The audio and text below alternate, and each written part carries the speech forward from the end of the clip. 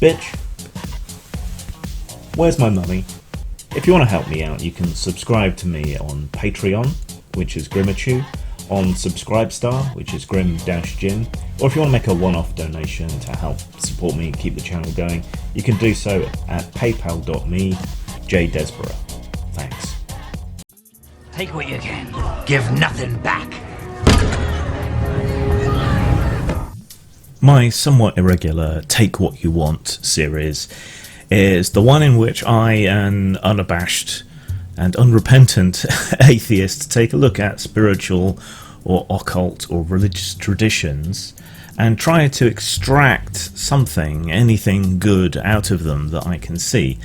And today I'm taking a look at Sikhism. Now, Sikhism, along with Buddhism, these are the two religious, spiritual, whatever you want to call them, traditions that I feel the most kinship and I have the least criticisms of. Possibly even Sikhism more than Buddhism. And it's not just because I bear a passing resemblance to the love guru. Nor is it anything to do with my well-documented appreciation of South Asian women. My grandfather was in the RAF. He was a flight instructor and a test pilot, and he was stationed all over the former British Empire, including places in that kind of area, Malaya as well, which has always had a fairly mixed population. My grandmother maintained a love of India and Asia throughout her life. And according to my aunt, apocryphally, there is some Roma blood in the family, which will doubtless both titillate and excite my regular audience of white supremacist detractors. I don't know whether it's true or not, but if it is, then the Punjabi region is where a lot of the Romani originated from. So yeah, that would explain a lot, and also explain why, second to Chinese, South Asian is the thing I most often get mistaken for. How, I have zero idea. Sikhism was founded by... Look, I'm going to apologise in advance. I'm going to mangle all of these names. My Punjabi is non-existent, but there's no intent here to insult anybody. But it was founded by Guru Nanak, possibly, some people think, as a way to try and reconcile Hinduism and Islam, which is the kind of impossible endeavour, the kind of lost cause that I can get behind. You know, us Brits, we love an underdog. Others don't think that was the case at all, and certainly you can see elements of Islam, of Christianity, of Hinduism, of Buddhism in Sikhism, but many of these are common elements that you find in the kind of advertising material for a lot of religions, so it doesn't necessarily say a lot. Now, a guru is kind of analogous to a prophet or a messiah, but it's much more in the Chinese tradition of a philosopher like Confucius. A prophet is not a messiah. They're not divine. They're not a prophet. They are an enlightened person, which is much more in line with the kind of Buddhist idea of great teachers who remain on in this life instead of escaping the wheels so that they can help and teach others to move on. So it's more of an enlightened individual. It's not supernatural per se, though they might receive revelations from God. Sikhism is monotheistic, but it doesn't subscribe to this sort of idea of infallible messengers of God or whatever. It's just an enlightened soul. So that's already a good thing, as far as I can see. It was founded in the 15th century, out of the Punjab in India. And I think a large part of my tolerance and love for Sikhs and Sikhism is down to its relationship with the United Kingdom. In the days of empire, the relationship of Sikh soldiers and Sikh warriors to the British Empire was similar to that of the Gurkhas, and they were treated in a similarly terrible way by Britain, despite years and years of loyal service to the country, to the empire. We treated them pretty shittily, all things considered, and they didn't have Joanna Lumley on their side back in the day fighting their corner, unfortunately.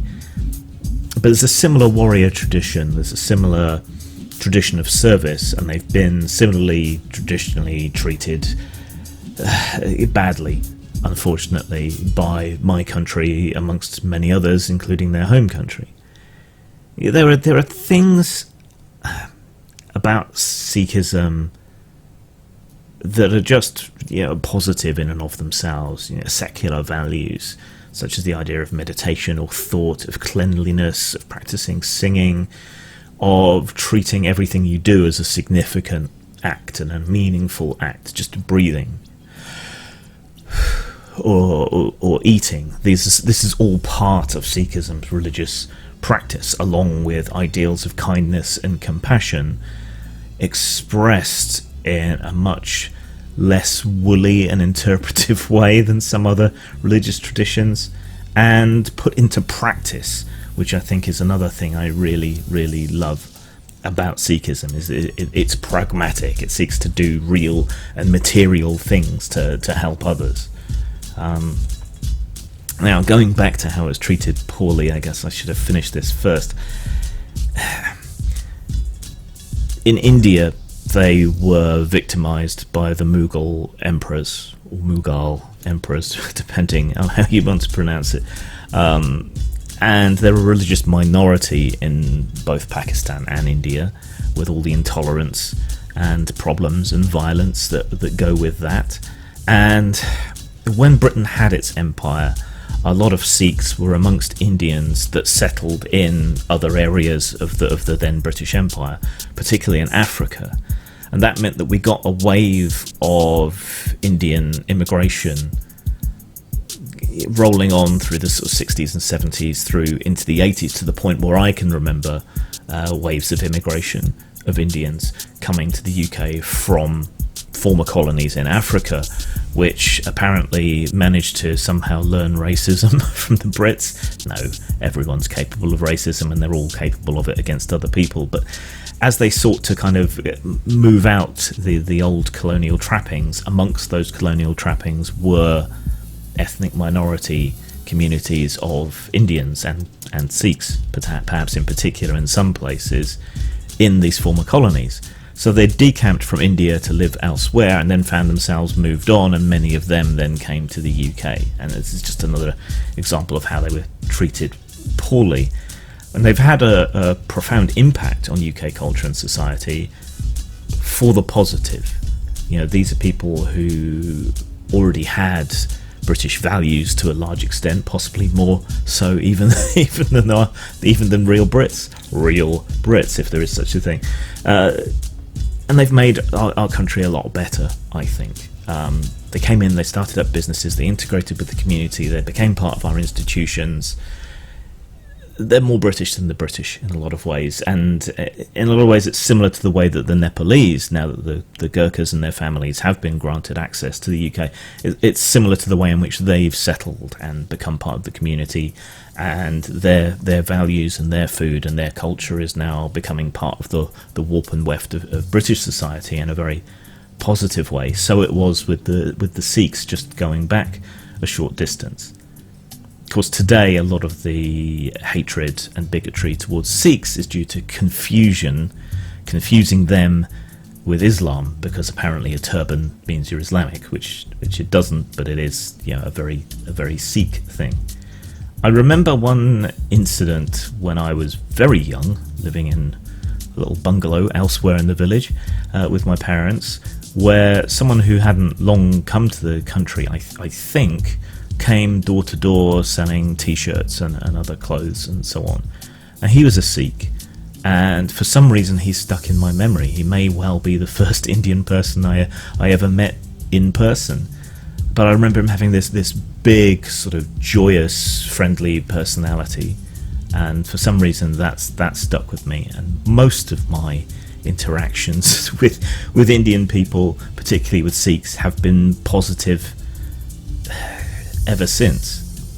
So maybe that's part of some kind of inbuilt positive bias that I have towards India and towards Sikhs in particular.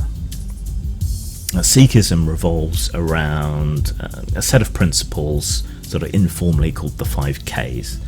There's Kesh, which is uncut hair. There's the Kanga, which isn't Ru's mum, but is a wooden comb for keeping your beard and your hair neat and clean. There's Kachera, which are cotton undergarments, which is more to do with chastity, similar to Mormon magic underpants, I guess, which I'm not on board with.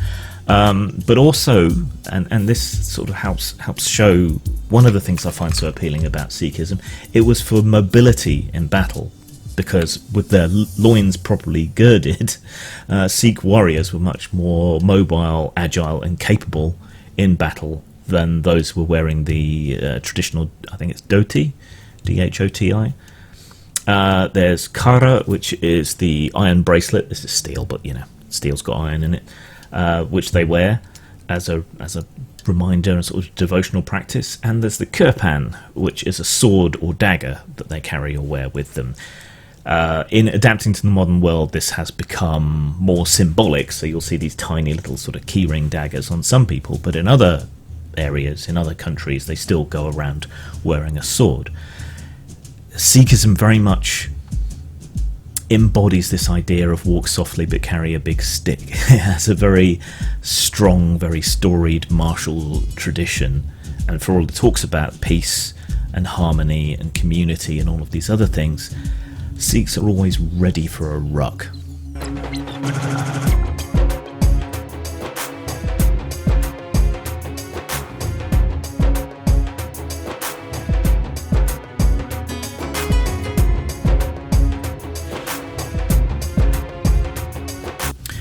Sikhism was founded by Guru Nanak, whose foundational beliefs for Sikhism were to share and consume, to help others in need, so that you can eat together and form a community and befriend one another, to work honestly, to earn an honest living without exploiting anyone or defrauding anyone, and lastly, which I'm less on board with, to recite the name of God, to meditate on God, to feel his presence, and through that meditation upon God, to control the 5 thieves of human personality, which are a sort of counterpart to the 5 Ks, which are lust, rage, greed, attachment, and conceit. And you can sort of see where that ties into other religious traditions to be found in the area. Now, as I said, Sikhism has this long tradition of combat, of being peaceful, of seeking community and so on, but being ready for a fight. And that's why there's this long martial tradition of service within Sikhism. Nidar Singh, who I showed a bit earlier, Singh means, I think it's lion or tiger, by the way, if you see that around.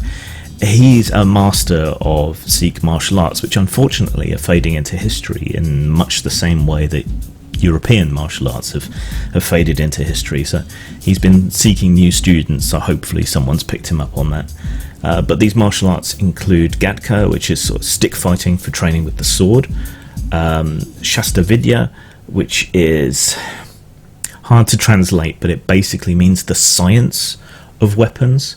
So where a lot of martial combat forms rely on strength or flexibility, if you look at the slightly more esoteric martial arts, Shastra Vidya is about using your noggin. It's about tactics and thought and positioning.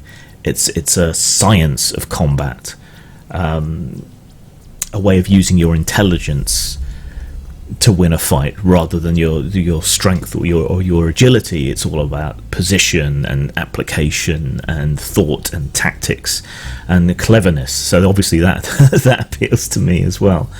One of their martial traditions is the chakram. Yes, it's a real thing. It's a real weapon. How do you use it? You spin it on the tip of your finger or on the end of a pole before you fling it, and that gives it tremendous power in practiced hands.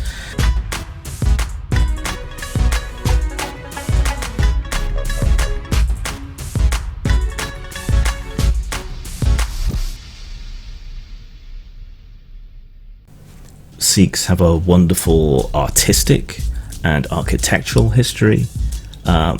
Musically, Bhangra and Guitar come from the Punjab. Sikhism in the Indian context has no time for caste bullshit, which is very progressive.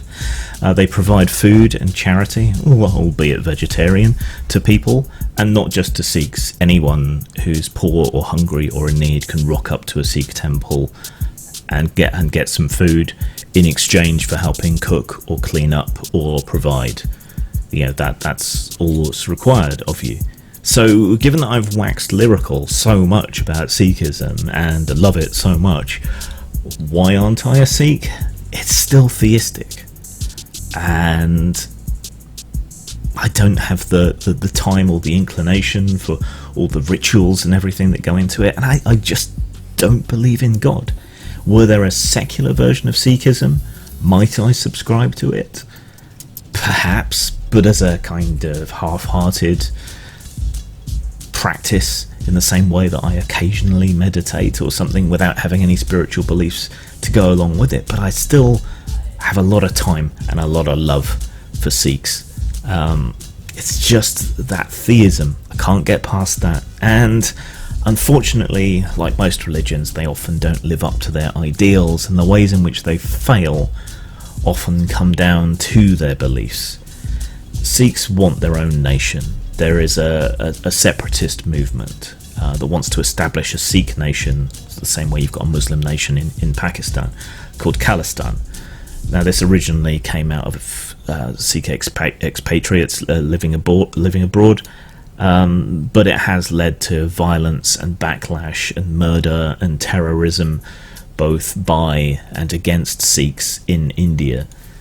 Where these kind of separatist things happen, particularly where religion is involved, violence follows, and the backlash to that violence follows. And because it's religious, there's no rational way out of that situation. Ideologically as well, nationalism is one of the most violent and horrendous forms of ideology. So I love Sikhism's ideals, I love its history, I love its traditions. I cannot get on board with belief in a god or nationalism and violence, which unfortunately Sikhism has sunk into. But there is a lot to recommend Sikhs. A lot. And I love them. Love ya. Zang. In his house in R'lyeh, great Cthulhu lies dreaming, and when he awakens, he shall have the morning wood of aeons.